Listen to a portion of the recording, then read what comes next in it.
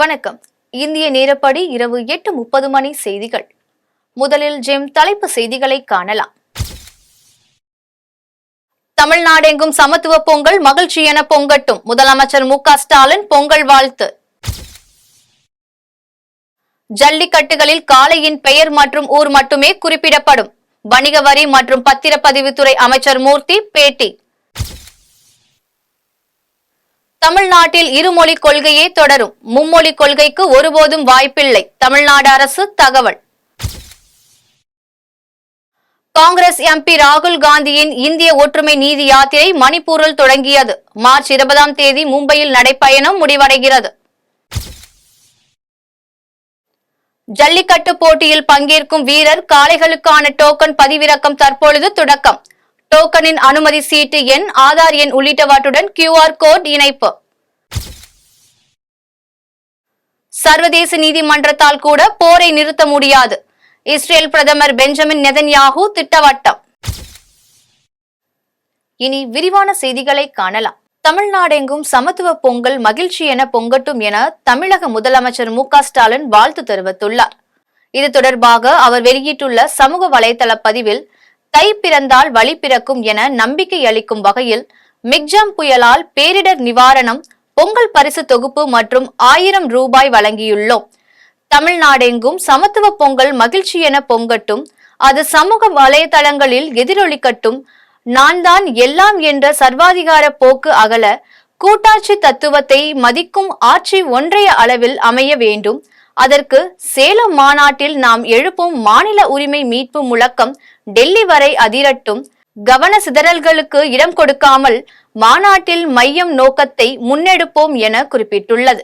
ஜல்லிக்கட்டுகளில் காளையின் பெயர் மற்றும் ஊர் மட்டுமே குறிப்பிடப்படும் என வணிக வரி மற்றும் பத்திரப்பதிவுத்துறை அமைச்சர் மூர்த்தி தெரிவித்தார். தமிழர்களின் பாரம்பரிய விளையாட்டான ஜல்லிக்கட்டு போட்டி நாளை நடைபெறவிருக்கிறது. முதல் போட்டியானது அவனியாபுரத்திலும், இரண்டாவது போட்டியானது பாலமேட்டிலும், மூன்றாவது போட்டியானது அலங்காநல்லூரிலும் நடைபெற உள்ளது.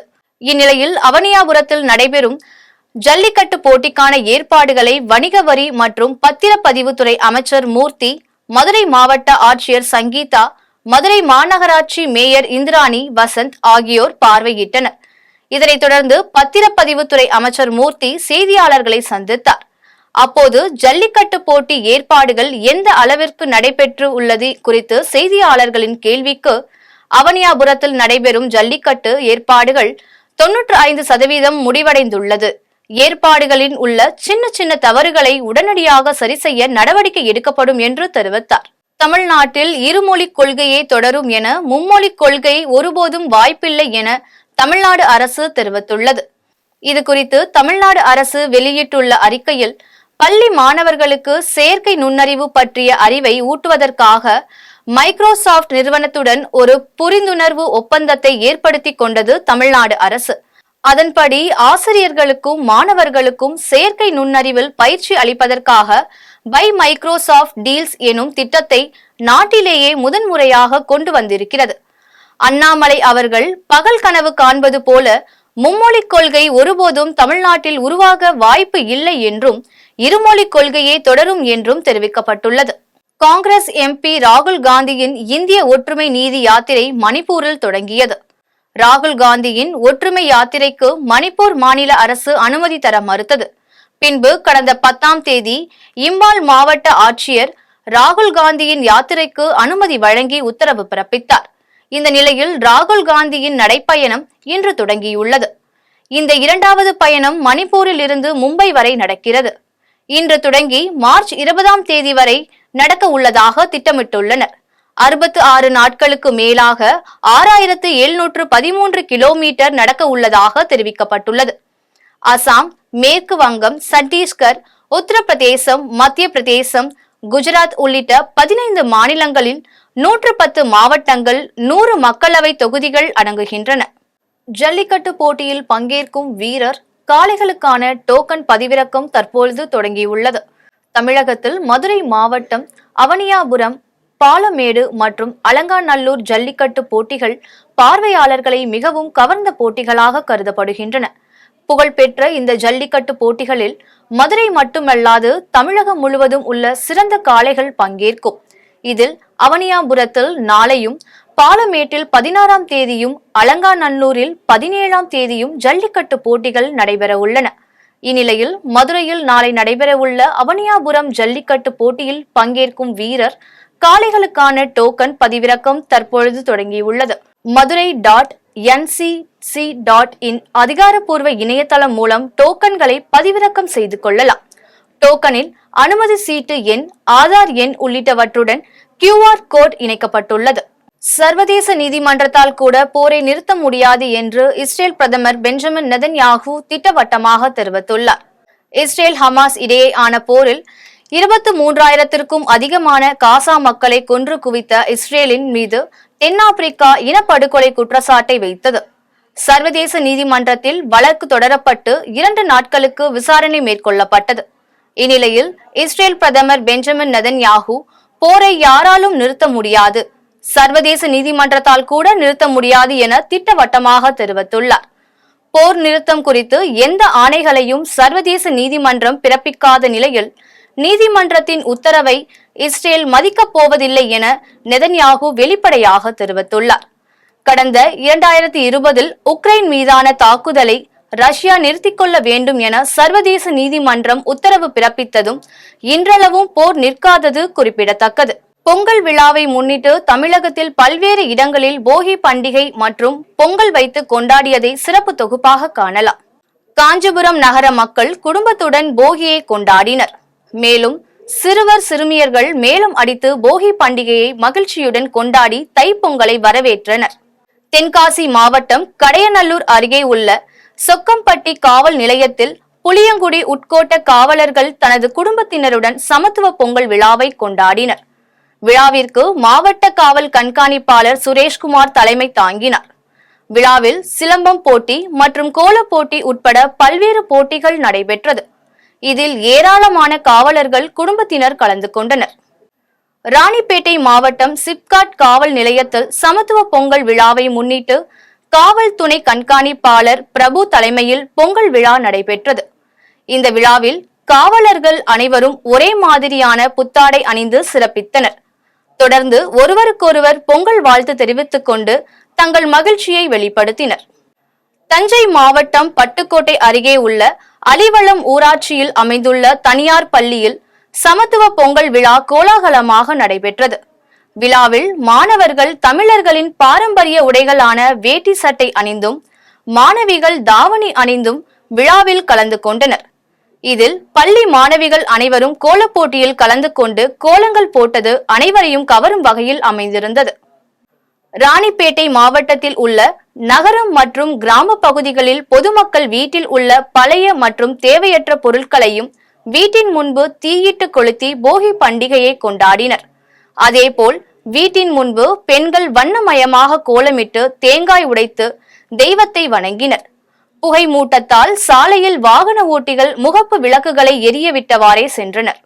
கடலூர் மாவட்ட மக்கள் அதிகாலையிலேயே தங்கள் வீடுகளில் பழைய பொருட்களை தீயிட்டு கொளுத்தி போகி பண்டிகையை கொண்டாடினர். இந்நிலையில் தமிழக அரசு புகையில்லா போகியை கொண்டாட பல்வேறு விழிப்புணர்வுகளை நடத்தி வருகின்றது. ஆனால் பொதுமக்கள் அதை பின்பற்றாமல் போகி பண்டிகை கொண்டாடி வருவது குறிப்பிடத்தக்கது. திருவள்ளூர் மாவட்டம் பெரியபாளையம் அரசு மேம்படுத்தப்பட்ட மருத்துவமனையில் நடைபெற்ற சமத்துவ பொங்கல் விழாவிற்கு வட்டார மருத்துவ அலுவலர் டாக்டர் சங்கீதா தலைமை தாங்கினார். இந்த மருத்துவமனையில் தமிழர்களின் திருநாளாம் பொங்கல் திருநாளை கொண்டாடும் வகையில் மருத்துவமனை வளாகத்தில் வண்ண கோலங்கள் இட்டனர். இதில் வட்டார சுகாதார மேற்பார்வையாளர் ரவிச்சந்திரன், மருத்துவ அலுவலர்கள் பானுப்பிரியா, அனுஷியா, கீர்த்தனா பிரியா, சுகாதார ஆய்வாளர்கள் முரளிதரன், ஜெயசூர்யா உட்பட ஏராளமானோர் கலந்து கொண்டனர். சமத்துவ பொங்கல் கொண்டாடும் பொருட்டு இன்று எல்லாபுரம் வட்டாரம் மேம்படுத்தப்பட்ட அரசு ஆரம்ப சுகாதார நிலையத்தில் சமத்துவ பொங்கல் கொண்டாடப்பட்டது. இங்கு எங்களது அனைத்து ஊழியர்களும் பொங்கல் விழாவில் கலந்து கொண்டனர். அனைவருக்கும் எங்கள் இனிய பொங்கல் நல்வாழ்த்துக்கள். சென்னை ஆதம்பாக்கம் அம்பேத்கர் நகரில் அமைந்துள்ள ஆதம்பாக்கம் காவல் நிலையத்தின் சார்பில் 200க்கும் மேற்பட்ட நபர்களுக்கு புத்தாடை வழங்கி சமத்துவ பொங்கல் விழா வெகு விமர்சையாக கொண்டாடப்பட்டது. மடிப்பாக்கம் சரக உதவி ஆய்வாளர் புருஷோத்தமன் மற்றும் லயன்ஸ் கிளப் இன்டர்நேஷனல் மாவட்ட ஆளுநர் கருணாகரன், துணை மாவட்ட ஆளுநர் சேகர் ஆகியோர் புத்தாடை வழங்கி பொங்கல் வாழ்த்து தெரிவித்தனர். இதில் ஏராளமான காவலர்கள் கலந்து கொண்டனர். ராமநாதபுரம் மாவட்டம் கீழக்கரை தனியார் கல்லூரியில் சமத்துவ பொங்கல் விழா கோலாகலமாக கொண்டாடப்பட்டது. விழாவில் சிலம்பாட்டம், உரியடித்தல் போன்ற பாரம்பரிய விளையாட்டு போட்டிகள் நடத்தப்பட்டன. இதில் தனியார் இன்ஜினியரிங் கல்லூரி முதல்வர் நிர்மல் குமார் மற்றும் துணை முதல்வர் செந்தில்குமார் உட்பட பலர் கலந்து கொண்டனர். வலசரவாக்கம் அடுத்த ராமபுரம் பகுதியை சேர்ந்த ராஜேஷ் என்பவர் மக்களுடன் சமத்துவ பொங்கல் கொண்டாடினார். விழாவில் திருநங்கைகள் கலந்து கொண்டு பொங்கல் வைத்து சூரியனுக்கு வழிபட்டனர். சமத்துவத்தோடு திருநங்கைகளுக்கு முக்கியத்துவம் வழங்கும் வகையில் வைத்த பொங்கல் பொதுமக்கள் மத்தியில் பெரும் வரவேற்பை பெற்றுள்ளது. ஆவடி அடுத்த பருத்திப்பட்டில் உள்ள தனியார் கல்லூரியில் பொங்கல் விழா வெகு விமர்சையாக கொண்டாடப்பட்டது. இதில் ரங்கோலி போட்டி, உரியடித்தல், மாட்டு வண்டி பயணம், ஆடல் பாடல் என பல்வேறு நிகழ்ச்சிகள் நடைபெற்றன. விழாவில் கல்லூரியின் நிறுவனர் அமர்நாத், கல்லூரி தாளாளர் தசரதன் மற்றும் கல்லூரியின் முதல்வர் ராமச்சந்திரன் ஆகியோர் தலைமை தாங்கி கலந்து கொண்டனர். பாபநாசம் அருகே பாலித்தீன்களை முற்றிலும் ஒழிக்க வேண்டும் என தமிழக அரசுக்கு வாழை விவசாயிகள் கோரிக்கை விடுத்துள்ளனர். தஞ்சாவூர் மாவட்டம் பாபநாசம் தாலுகாவிற்குட்பட்ட ஐயம்பேட்டை அருகே மேல உத்தமல்லூர் கிராமத்தில் சுமார் 300 ஏக்கரில் விவசாயிகள் வாழை சாகுபடி செய்து வருகின்றனர். இந்நிலையில் தமிழ்நாட்டில் பாதி மாவட்டங்களுக்கு இங்கிருந்து வாழை இலைகளை ஏற்றுமதி செய்து வருகிறோம். ஆனால் ஆள் சம்பளம் மற்றும் உர செலவு அதிகமாக உள்ளதால் விலை கட்டுப்படி ஆகவில்லை என்று விவசாயிகள் தெரிவித்தனர். மேலும் வாழை இலைக்கான தேவையை அதிகரிப்பதற்காக தமிழகத்தில் பிளாஸ்டிக் கவர்களை முற்றிலும் ஒழிக்க வேண்டும் என தமிழக அரசிற்கு வாழை விவசாயிகள் கோரிக்கை விடுத்துள்ளனர். திருப்பூரில் இருந்து தொழிலாளர்கள் தங்களது சொந்த ஊருக்கு செல்ல ரயில் படிக்கட்டில் நின்று ஆபத்தான முறையில் பயணம் செய்தனர். திருப்பூரில் பணியாற்றும் வணிக நிறுவன தொழிலாளர்களும் பிற அலுவலகங்களில் பணியாற்றும் தொழிலாளர்களும் தங்களது சொந்த ஊருக்கு புறப்பட்டு செல்கின்றனர். கோவையில் இருந்து கரூர், மதுரை, திருநெல்வேலி வழியாக நாகர்கோவில் வரை செல்லும் கோவை நாகர்கோவில் எக்ஸ்பிரஸ் ரயிலில் பயணிகள் ஒருவருக்கொருவர் முந்தி அடித்துக் கொண்டு படிகட்டில் ஏறி நின்றனர். இதையடுத்து உள்ளே இடமில்லாததால் ஆபத்தான முறையில் படிகட்டிலேயே நின்று பயணம் மேற்கொண்டனர். ஆத்தூரில் ஏற்பட்ட கடும் பனிப்பொழிவு காரணமாக நெல் அறுவடை இயந்திரம் மீது ஈச்சர் லாரி மோதி விபத்துக்குள்ளானது. பெரம்பலூர் மாவட்டம் வேப்பந்தட்டை பகுதியை சேர்ந்த சேகர் மற்றும் வீரபாண்டி இருவரும் நெல் அறுக்கும் இயந்திரத்தில் கோவையில் இருந்து வேப்பந்தட்டை சென்று கொண்டிருந்தனர். இந்நிலையில் பார்சல் ஈச்சர் லாரியில் வந்த விழுப்புரத்தை சேர்ந்த நீதிபதி என்பவர் கடும் பனிப்பொழிவு காரணத்தால் முன்னால் சென்ற நெல் அறுவடை இயந்திரம் மீது எதிர்பாராத விதமாக மோதியுள்ளார். இதில் நெல் அறுவடை இயந்திரம் பள்ளத்தில் கவிழ்ந்து ஓட்டுநர் உட்பட 2 பேர் படுகாயமடைந்தனர். பின்னர் காயமடைந்தவர்களை மீட்ட அப்பகுதி பொதுமக்கள் ஆத்தூர் அரசு தலைமை மருத்துவமனைக்கு சிகிச்சைக்காக அனுப்பி வைத்தனர். இதையடுத்து தகவல் அறிந்து சம்பவ இடத்திற்கு விரைந்து வந்த காவல்துறையினர் விபத்து குறித்து விசாரணை மேற்கொண்டு வருகின்றனர். ஆந்திராவில் இருந்து கோயம்பேட்டிற்கு பூக்களை ஏற்றி வந்த வேன் கவிழ்ந்ததால் போக்குவரத்து நெரிசல் ஏற்பட்டது. ஆந்திர மாநிலத்தில் இருந்து பூக்களை வேனில் ஏற்றிக் கொண்டு கோயம்பேடு நோக்கி வேன் ஒன்று சென்று கொண்டிருந்தது. பூந்தமல்லி நெடுஞ்சாலை மதுரவாயில் அருகே சென்று கொண்டிருந்த போது போகி பண்டிகை என்பதால் புகை மூட்டத்துடன் பனி மூட்டமும் கலந்திருந்ததால் சாலை தெரியாமல் இருந்தது. இதனால் பூக்களை ஏற்றி வந்த வாகன ஓட்டுநர் சாலையில் இருந்த பள்ளம் தெரியாமல் திடீரென பிரேக் அடித்ததால் பாரம் தாங்காமல் லாரி கவிழ்ந்து விபத்துக்குள்ளானது. இந்த விபத்தில் ஓட்டுநர் அதிர்ஷ்டவசமாக உயிர் தப்பினார். இதையடுத்து காவல்துறை உதவியுடன் ராட்சத கிரேன் கொண்டு வரப்பட்டு சாலையில் கவிழ்ந்து கிடந்த வாகனத்தை அப்புறப்படுத்தினர். இதனால் சாலையில் போக்குவரத்து நெரிசல் ஏற்பட்டு வாகன ஓட்டிகள் மிகவும் சிரமத்திற்குள்ளாகினர். திருப்பூரில் வீட்டிற்குள் புகுந்த 5 அடி நீளம் உள்ள சாரை பாம்பை வனத்துறையினர் மீட்டனர். திருப்பூர் கொங்கு மெயின் ரோடு 4வது வீதியில் வசித்து வரும் சண்முகம் என்பவரது வீட்டிற்குள் திடீரென பாம்பு நுழைந்தது. தகவல் அறிந்து சம்பவ இடத்திற்கு வந்த வனத்துறையினர் 1 மணி நேரம் போராடி பாம்பை பிடித்தனர். பிடிப்பட்ட பாம்பு 5 அடி நீளம் உள்ள சாரை பாம்பு என்று வனத்துறையினர் தெரிவித்தனர். இதையடுத்து பிடிபட்ட பாம்பை வனத்துறையினர் பத்திரமாக காட்டுப்பகுதிக்குள் விட்டனர். மன்னார்குடியில் டரஸ் லாரியை திருடி சென்ற மர்ம நபர்களை காவல்துறையினர் தேடி வருகின்றனர். திருவாரூர் மாவட்டம் மன்னார்குடி பகுதியை சேர்ந்த சரவணன் என்பவர் தனது டராஸ் லாரியை பள்ளி விளையாட்டு மைதானத்தில் நிறுத்திவிட்டு வீட்டிற்கு சென்றுள்ளார். பின்னர் வழக்கம் போல் வந்து பார்த்தபோது லாரி காணாமல் போனதைக் கண்டு அதிர்ச்சி அடைந்த அவர் காவல் நிலையத்தில் புகார் அளித்தார். தகவல் அறிந்து சம்பவ இடத்திற்கு வந்த காவல்துறையினர் காவல் ஆய்வாளர் ராஜேஷ் கண்ணன் தலைமையில் விசாரணை மேற்கொண்டு வருகின்றனர். அரக்கோணத்தில் புகையுடன் கூடிய பனிமூட்டம் காரணமாக ரயில்கள் சீரான வேகத்தில் இயக்கப்பட்டன. ராணிப்பேட்டை மாவட்டத்தில் உள்ள அரக்கோணம், தக்கோலம், சோளிங்கர், நெமிலி உள்பட பல்வேறு பகுதியில் அதிகாலையில் பனிமூட்டம் காணப்பட்டது. இந்நிலையில் போகி பண்டிகை முன்னிட்டு பொதுமக்கள் வீட்டின் முன்பு பழைய பொருட்களை தீயிட்டு கொளுத்தியதால் அதிலிருந்து வெளியான புகையுடன் கடுமையான பனிமூட்டமும் ஏற்பட்டது. இதனால் வாகன ஓட்டிகள் முகப்பு விளக்குகளை எரியவிட்டபடி வாகனங்களை இயக்கி சென்றனர். மேலும் பனிமூட்டத்தால் ரயில்கள் சீரான வேகத்தில் இயக்கப்பட்டன. கள்ளக்குறிச்சியில் தலைக்கவசம் அணிந்து வந்த வாகன ஓட்டிகளுக்கு போக்குவரத்து காவலர்கள் பரிசு வழங்கினர். கள்ளக்குறிச்சி மாவட்டத்தில் தலைக்கவசம் அணிவது குறித்து விழிப்புணர்வு ஏற்படுத்தும் விதமாக தலைக்கவசம் அணிந்து வந்த வாகன ஓட்டிகளுக்கு கரும்பு, மஞ்சள் பொருட்களை பரிசாக வழங்கினர். அப்போது கள்ளக்குறிச்சி போக்குவரத்து காவல் ஆய்வாளர் இளையராஜா, காவல் உதவி ஆய்வாளர் பாலமுருகன் உள்ளிட்டோர் உடனிருந்தனர். இதில் 50க்கும் மேற்பட்ட வாகன ஓட்டிகளுக்கு பரிசு பொருட்கள் வழங்கப்பட்டது. திருச்சியில் கட்டுப்பாட்டை இழந்த கார் டீக்கடையில் புகுந்து விபத்துக்குள்ளானது. திருச்சி பீமநகர் பகுதியை சேர்ந்த நாகராஜ் என்பவர் தனது காரில் ஹிப்பர் சாலை வழியாக சென்று கொண்டிருந்தார். அப்போது அவரது கட்டுப்பாட்டை இழந்த கார் இருசக்கர வாகனத்தில் மோதியது. இதனைத் தொடர்ந்து சிறுமி மற்றும் பெண் மீது மோதி அங்கிருந்த டீக்கடை உள்ளே புகுந்தது. இதனை கண்ட அக்கம் பக்கத்தினர் காயமடைந்தவர்களை மீட்டு மருத்துவமனைக்கு அனுப்பி வைத்தனர். மேலும் தகவல் அறிந்து சம்பவ இடத்திற்கு வந்த திருச்சி காவல்துறையினர் விசாரணை நடத்தி வருகின்றனர். ஸ்ரீபெரும்புத்தூர் அருகே தனது சொந்த செலவில் சாலையை சரி செய்த வார்டு உறுப்பினர் ஹரிதாஸுக்கு அப்பகுதி பொதுமக்கள் பாராட்டு தெரிவித்து வருகின்றனர். காஞ்சிபுரம் மாவட்டம் ஸ்ரீபெரும்புத்தூர் அடுத்த இருங்காட்டுக்கோட்டை பகுதியில் சுமார் 10 வருடங்களாக தார் சாலை அமைக்கப்படாமல் உள்ளது. இந்நிலையில் தற்போது குண்டும் குழியுமாக உள்ள சாலையால் வாகனங்கள், கர்ப்பிணி பெண்கள், பள்ளி மாணவ மாணவிகள் அனைவரும் பெரும் சிரமத்திற்கு ஆளாகி வருகின்றனர். இதை அறிந்த ஊராட்சி மன்ற 4வது வார்டு உறுப்பினர் ஹரிதாஸ் நெடுஞ்சாலைத்துறை அதிகாரியிடம் பலமுறை புகார் அளித்துள்ளார். ஆனால் எந்த நடவடிக்கையும் எடுக்காததால் தனது சொந்த செலவில் ஹரிதாஸ் சாலையை சீரமைத்தார். இதனைத் தொடர்ந்து வாகன ஓட்டிகள், பொதுமக்கள் என அனைவரும் பாராட்டுகளை தெரிவித்து வருகின்றனர். குடியாத்தத்தில் நடைபெற்ற அதிமுக ஆலோசனை கூட்டத்தில் கட்சி நிர்வாகிகளுக்கு பொங்கல் பரிசுகள் வழங்கப்பட்டது. வேலூர் மாவட்டம் குடியாத்தம் அடுத்த நெல்லூர்பேட்டையில் உள்ள தனியார் திருமண மண்டபத்தில் திமுக ஆலோசனை கூட்டம் ஒன்றிய செயலாளர் சிவா தலைமையில் நடைபெற்றது. இதில் மாவட்ட செயலாளர் வேலழகன் கலந்து கொண்டு சிறப்புரையாற்றினார். அப்போது வரும் நாடாளுமன்ற தேர்தல் மற்றும் பூத் கமிட்டி அமைத்தல் குறித்து ஆலோசனைகள் மேற்கொள்ளப்பட்டது.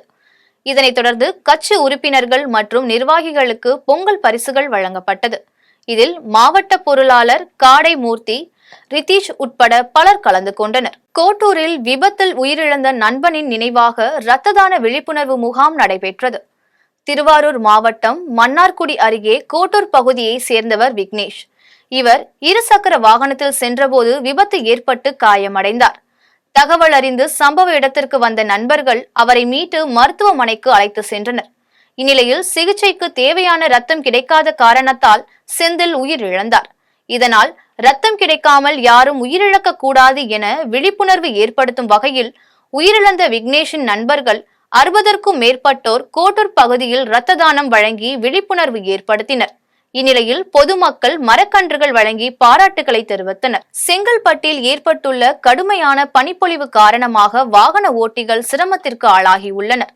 செங்கல்பட்டு மாவட்டம் தலைநகர் மற்றும் கூடுவாஞ்சேரி, மாமல்லபுரம், திருப்போரூர் உட்பட பல்வேறு பகுதிகளில் கடும் பனிப்பொழிவு ஏற்பட்டுள்ளது. காலை 8 மணி வரை நீடிக்கும் இந்த பனிமூட்டத்தால் சென்னை திருச்சி தேசிய நெடுஞ்சாலையில் எதிரே வரும் வாகனங்கள் தெரியாததால் வாகன ஓட்டிகள் மிகுந்த சிரமத்திற்கு ஆளாகி உள்ளனர். கடும் பனிமூட்டம் காரணமாக பொதுமக்களின் இயல்பு வாழ்க்கையும் பாதிக்கப்பட்டுள்ளது. காஞ்சிபுரத்தில் நடைபெற்ற மார்கழி நிறைவு பூஜையில் ஏராளமான பக்தர்கள் கலந்து கொண்டு சாமியின் அருள் பெற்று சென்றனர். காஞ்சிபுரம் மாவட்டத்தில் பல்வேறு பகுதிகளில் அமைந்துள்ள பஜனை மடங்களிலும் மார்கழி மாத நிறைவு பூஜையும் திருக்கோயில்களின் நிறைவு பூஜைகள் நடைபெற்றது. மேலும் சின்ன காஞ்சிபுரம் பகுதியில் நடைபெற்ற மார்கழி மாத இறுதி நாள் பஜனை விழாவில் 100க்கும் மேற்பட்ட சிறுவர் சிறுமியர்கள் கலந்து கொண்டு பஜனை பாடல்கள் பாடியவாறே நகர வீதிகளில் உலா வந்தனர். இதில் ஏராளமான பக்தர்கள் கலந்து கொண்டு சாமியின் அருள் பெற்று சென்றனர். மீண்டும் ஜெம் தலைப்பு செய்திகள். தமிழ்நாடெங்கும் சமத்துவ பொங்கல் மகிழ்ச்சி என பொங்கட்டும், முதலமைச்சர் மு க ஸ்டாலின் பொங்கல் வாழ்த்து. ஜல்லிக்கட்டுகளில் காளையின் பெயர் மற்றும் ஊர் மட்டுமே குறிப்பிடப்படும், வணிக வரி மற்றும் பத்திரப்பதிவுத்துறை அமைச்சர் மூர்த்தி பேட்டி. தமிழ்நாட்டில் இருமொழி கொள்கையே தொடரும், மும்மொழி கொள்கைக்கு ஒருபோதும் வாய்ப்பில்லை, தமிழ்நாடு அரசு தகவல். காங்கிரஸ் எம்பி ராகுல் காந்தியின் இந்திய ஒற்றுமை நீதி யாத்திரை மணிப்பூரில் தொடங்கியது. மார்ச் 20ஆம் தேதி மும்பையில் நடைபயணம் முடிவடைகிறது. ஜல்லிக்கட்டு போட்டியில் பங்கேற்கும் வீரர் காளைகளுக்கான டோக்கன் பதிவிறக்கம் தற்பொழுது தொடக்கம். டோக்கனின் அனுமதி சீட்டு எண், ஆதார் எண் உள்ளிட்டவற்றுடன் QR கோட் இணைப்பு. சர்வதேச நீதிமன்றத்தால் கூட போரை நிறுத்த முடியாது, இஸ்ரேல் பிரதமர் பெஞ்சமின் நெதன்யாகு திட்டவட்டம். இத்துடன் ஜெம் செய்திகள் நிறைவடைகின்றன. மீண்டும் ஜெம் செய்திகள் அதிகாலை 12:30 மணிக்கு. மீண்டும் ஜெம் தலைப்பு செய்திகள் காலை 6 மணிக்கு. உடனுக்குடன் செய்திகளை காண GemLive.tv என்ற இணையதளத்தில் இணைந்திருங்கள்.